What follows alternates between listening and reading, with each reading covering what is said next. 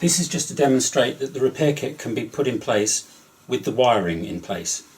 Obviously, switch off the electricity, make sure it's safe. The collar goes up into the ceiling in the same way, with the bevel side up. Maneuver it around till you get it where you need it.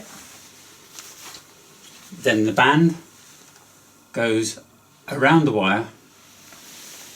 Just a gentle squeeze of the band. Grab it with some pliers. Feed it into the collar. Then release. Once you've got it in the collar, you just pull apart until you hear a click. Once you hear that click, you know that it's in the right place.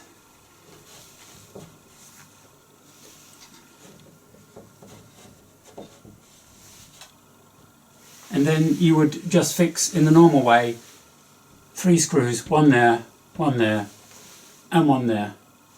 Once you've got it fixed in position, you adjust the band to the depth of the ceiling and then fill the void.